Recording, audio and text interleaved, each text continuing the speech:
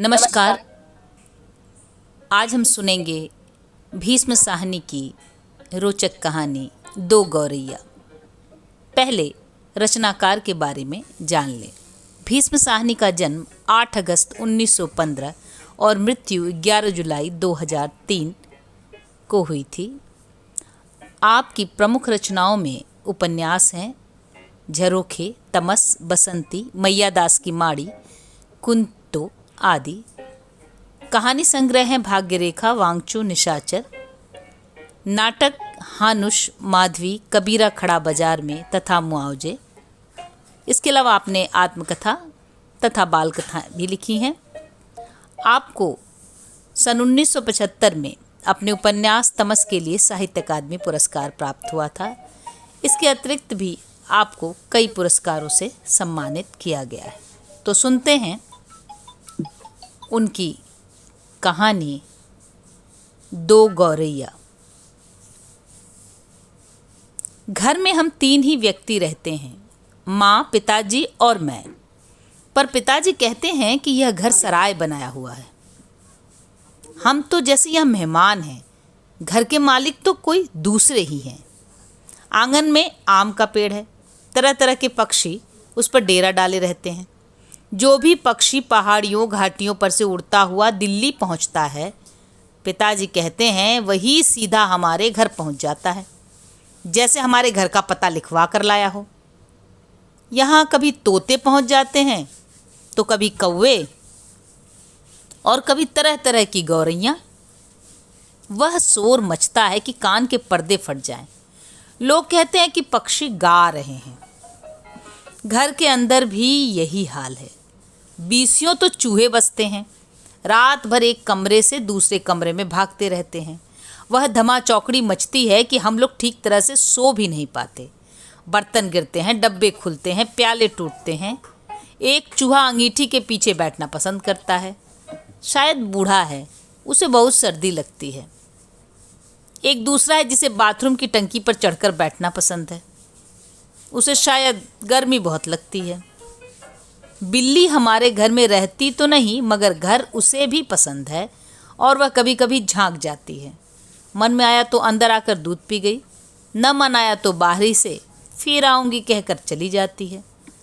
शाम होते ही 2-3 चमगादड़ कमरे के आर पार पर फैलाए कसरत करते लगते हैं। घर में कबूतर भी हैं, दिन भर गुटुर गूं का संगीत सुनाई देता रहता है। इतने पर ही बस नहीं, घर में छिपकलियां भी हैं और बर्रे भी हैं और चींटियों की तो जैसी फौज ही छावनी डाले हुए है। अब एक दिन 2 गौरैया सीधी अंदर घुस आईं और बिना पूछे उड़ उड़कर मकान देखने लगी। पिताजी कहने लगे कि मकान का निरीक्षण कर रही हैं कि उनके रहने योग्य है या नहीं। कभी वे किसी रोशनदान पर जा बैठती तो कभी खिड़की पर। फिर जैसे आई थी वैसे ही उड़ भी गईं। पर 2 दिन बाद हमने क्या देखा कि बैठक की छत में लगे पंखे के गोले में उन्होंने अपना बिछावन बिछा लिया है और सामान भी ले आई हैं और मज़े से बैठी दोनों गा रही हैं। जाहिर है उन्हें घर पसंद आ गया था। माँ और पिताजी दोनों सोफे पर बैठे उनकी ओर देखे जा रहे थे। थोड़ी देर बाद माँ सिर हिलाकर बोली, अब तो ये नहीं उड़ेंगी, पहले इन्हें उड़ा देते तो उड़ जाती। अब तो इन्होंने घोंसला बना लिया है। इस पर पिताजी को गुस्सा आ गया। वह उठ खड़े हुए और बोले, देखता हूँ ये कैसे यहाँ रहती हैं। गौरैया मेरे आगे क्या चीज़ है, मैं अभी निकाल बाहर करता हूँ। छोड़ो जी, चूहों को तो निकाल नहीं पाए, अब चिड़ियों को क्या निकालेंगे, माँ ने व्यंग से कहा। माँ कोई बात व्यंग में कहें तो पिताजी उबल पड़ते हैं। वह समझते हैं कि माँ उनका मजाक उड़ा रही हैं।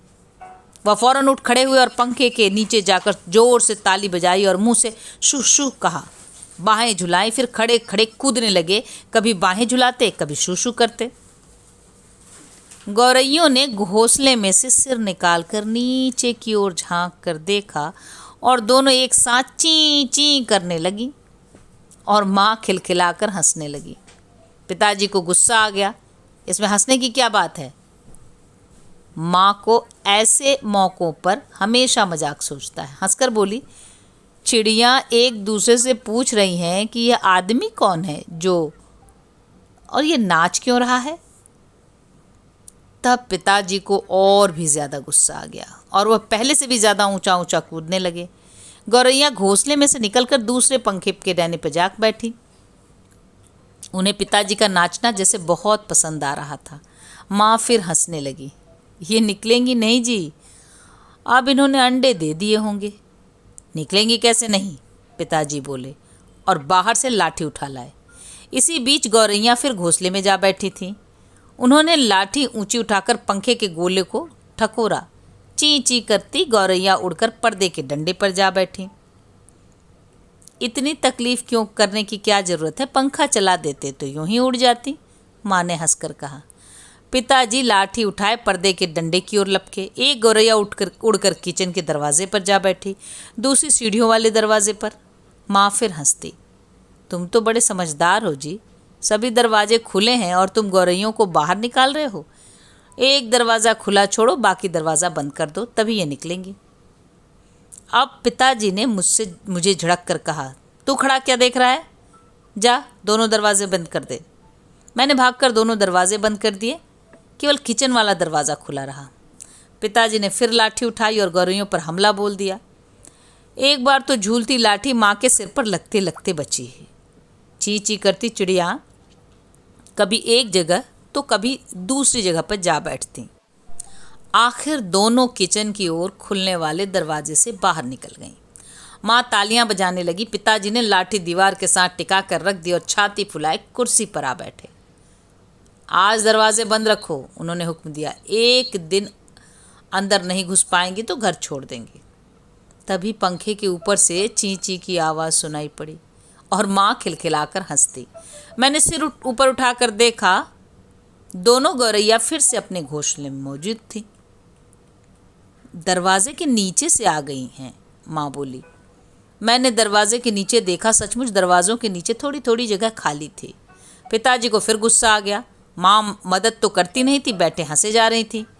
अब तो पिताजी गौरैयों पर पिल पड़े। उन्होंने दरवाज़ों के नीचे कपड़े ठूंस दिए ताकि कहीं कोई छेद बचा नहीं रह जाए, और फिर लाठी झुलाते हुए उन पर टूट पड़े। चिड़िया ची ची करती फिर बाहर निकल गईं, पर थोड़ी ही देर बाद वे फिर कमरे में मौजूद थीं। अब की बार वे रोशनदान में से आ गई थी, जिसका एक शीशा टूटा हुआ था। देखो जी, चिड़ियों को मत निकालो, माँ ने अब की बार गंभीरता से कहा। अब तो इन्होंने अंडे भी दे दिए होंगे, अब ये यहाँ से नहीं जाएंगे। क्या मतलब, मैं कालीन बर्बाद करवा लूँ, पिताजी बोले और कुर्सी पर चढ़कर रोशनदान में कपड़ा ठूंस दिया और फिर लाठी झुलाकर एक बार फिर चिड़ियों को खदेड़ दिया। दोनों पिछले आंगन की दीवार पर जा बैठी। इतने में रात हो गई। हम खाना खाकर ऊपर जाकर सो गए। जाने से पहले मैंने आंगन में झांक कर देखा, चिड़िया वहाँ पर नहीं थी। मैंने समझ लिया कि उन्हें अकल आ गई होगी, अपनी हार मानकर किसी दूसरी जगह चली गई होंगी। दूसरे दिन इतवार था। जब हम लोग नीचे उतर कर आए तो वे वैसे फिर से मौजूद थी और मज़े से बैठी मल्हार गा रही थी। पिताजी ने फिर लाठी उठा ली। उस दिन उन्होंने गौरैयों को बाहर निकालने में बहुत देर नहीं लगी। अब तो रोज़ यही कुछ होने लगा। दिन में वे बाहर निकाल दी जाती, पर रात के वक्त जब हम सो रहे होते तो न जाने किस रास्ते से वे अंदर घुस आती। पिताजी परेशान हो उठे। आखिर कोई कहाँ तक लाठी झुला सकता है। पिताजी बार बार कहें, मैं हार मानने वाला आदमी नहीं हूँ, पर आखिर वह भी तंग आ गए थे। आखिर जब उनकी सहनशीलता चुक गई तो वे कहने लगे कि वह गौरैयों का घोंसला नोच कर निकाल देंगे, और वह फौरन ही बाहर से एक स्टूल उठा लाए। घोंसला तोड़ना कठिन काम नहीं था। उन्होंने पंखे के नीचे फर्श पर स्टूल रखा और लाठी लेकर स्टूल पर चढ़ गए। किसी को सचमुच बाहर निकालना हो तो उसका घर तोड़ देना चाहिए, उन्होंने गुस्से से कहा। घोंसले में से अनेक तिनके बाहर की ओर लटक रहे थे। गौरैया ने सजावट के लिए मानो झालरें टांग रखी हूँ। पिताजी ने लाठी का सिरा सूखी घास के तिनकों पर जमाया और दाईं ओर को खींचा। दो तिनके घोंसले में से अलग हो गए और फरफराते हुए नीचे उतरने लगे। चलो 2 तिनके तो निकल आए, माँ हंसकर बोली। अब बाकी 2000 भी निकल जाएंगे। तभी मैंने बाहर आंगन की ओर देखा और मुझे दोनों गौरैया नजर आईं। दोनों चुपचाप दीवार पर बैठी थीं। इस बीच दोनों कुछ कुछ दुबला हो गई थीं। कुछ कुछ काली पड़ गई थी। अब वे चहक भी नहीं रही थी। अब पिताजी लाठी का सिरा घास के तिनके के ऊपर रखकर वहीं रखे रखे घुमाने लगे। इसे घोंसले के लंबे लंबे तिनके लाठी के सिरे के साथ लिपटने लगे। वे लिपटते गए और घोंसला लाठी के इर्द गिर्द खींचता चला जाने लगा। फिर वह खींच खींच कर लाठी के सिरे के इर्द गिर्द लपेटा जाने लगा। सूखी घास और रुई के फाहे और धागे और तिगलियां लाठी के सिरे पर लिपटने लगीं। तभी सहसा जोर की आवाज़ आई, ची ची ची ची। पिताजी के हाथ ठिठक गए। यह क्या गौरैया लौट आई हैं? मैंने झट से बाहर की ओर देखा। नहीं, दोनों गौरैया बाहर दीवार पर गुमसुम बैठी थीं। ची ची ची ची फिर आवाज़ आई। मैंने ऊपर देखा। पंखे के गोले के ऊपर से नन्ही नन्ही गौरैया सिर निकाले चोंच नीचे की ओर देख रही थी और ची ची किए जा रही थी। अभी भी पिताजी के हाथ में लाठी थी और उस पर लिपटा हुआ घोंसले का बहुत सा हिस्सा था। नन्ही नन्ही दो गौरैया वे अभी भी झांक रही थी और ची ची करके मानो अपना परिचय दे रही थी। हम आ गई हैं, हमारे माँ बाप कहाँ हैं? मैं अवाक उनकी ओर देखता रहा। फिर मैंने देखा पिताजी स्टूल पर से नीचे उतर आए हैं और घोंसले के तिनकों में से लाठी निकालकर उन्होंने लाठी को एक ओर रख दिया है और चुपचाप कुर्सी पर आकर बैठ गए हैं। इस बीच माँ कुर्सी पर से उठी और सभी दरवाजे खोल दिए। नन्ही चिड़िया अभी भी हाँफ हाँफ कर चिल्लाए जा रही थी और अपने माँ बाप को बुला रही थी। उनके माँ बाप झट से उड़कर अंदर आ गए और ची ची करते उनसे जा मिले और उन्हीं नन्ही नन्ही चोंचों से चुग्गा डालने लगे। माँ, पिताजी और मैं उनकी ओर देखते रह गए। कमरे में फिर से शोर होने लगा, पर अब की बार पिताजी उनकी ओर देख देख कर केवल मुस्कुराते रहे। कहानी यहीं समाप्त होती है। धन्यवाद।